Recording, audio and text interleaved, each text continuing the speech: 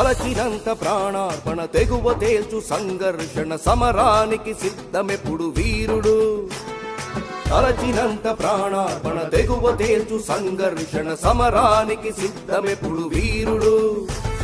కృష్ణగీత సారమిది దైవ శాసనాల విధి యుద్ధానికి జంకడెప్పుడు యోధుడు అనునయులే ఎదురించిన సహచరులే వారించిన ధర్మానికి భక్తుడెప్పుడు ధీరుడు